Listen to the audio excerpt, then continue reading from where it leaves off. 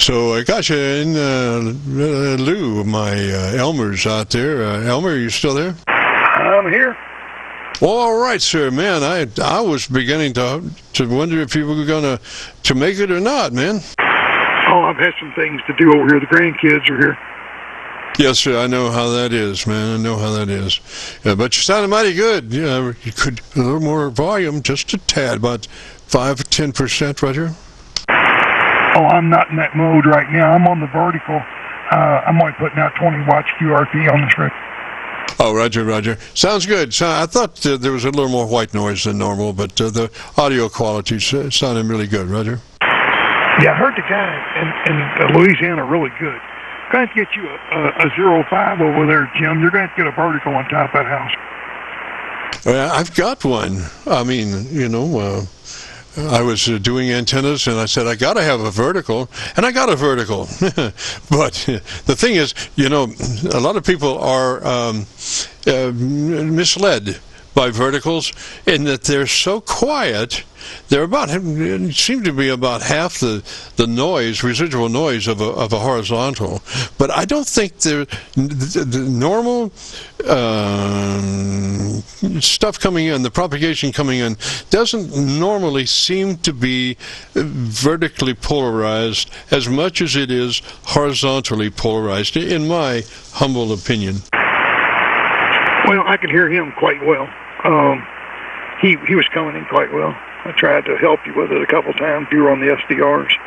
But, no, I've got mine with a trombone on it. You've seen mine before up here. It has a trombone on it that basically goes way out and comes back in. It's DC to ground. And that changes the verticals aspect, especially when you put it on a 70-foot tower on top of it, 3 counterpoises coming down side of the tower. It changes the whole game. Yes, sir. And just out of curiosity, for my information, now when you're on low power, like now, maybe are you 200 watts or 20 watts, or what kind of power level are you running? 20 watts. Roger. So that's why I'm having difficulty in copying you when I'm on an SDR, Roger. That makes sense to me. Because normally you take my head out on every SDR that I'm on, when you're up, and so your high power is 200. That's right. Roger. Do you ever do more than 200? Do you run the big stuff?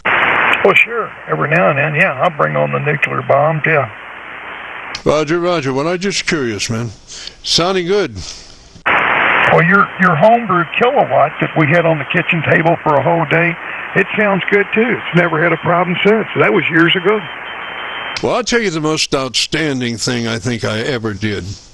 There was a period of time where I had some technical difficulty that I didn't know I had, until I looked in the back and I saw there was one of the output tubes was not engaged.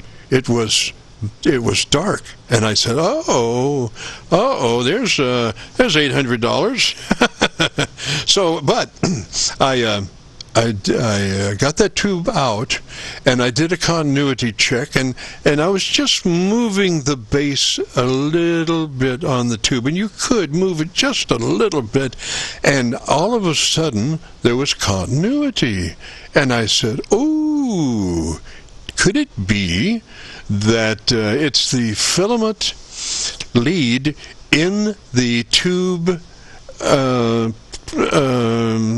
tooth?" And so I, got my soldering iron out and got things heated up, and bigger than life, that's what it was. And I loaded that up with a large amount of solder, much more than what it would take to melt. And it's been running just beautiful ever since, Roger. I always told you put a fan on the filaments. Roger, well, I got one from the top. I got one coming down from the top, Roger. I got one sucking up from the top, Roger. That'll work. All right, Jim, I got to take care of these grandkids. N9Gto. Roger, Roger, 73, sir. Catch you later. This is the Friday afternoon Qso-Vlog net. We got to get out of here. If you participated and would like to hear your audio, if you go to YouTube, do the call letter search Kc9Vkv, followed by the word logbook, will take you to this recording. It'll be cut number 1 in a series of 3,700, and I'll have it uploaded to YouTube by noon tomorrow. So, with all that being said, we got to get out of here and return this frequency back to normal amateur radio use. This is Kilo Charlie 9, Victor Kilo Victor, clear.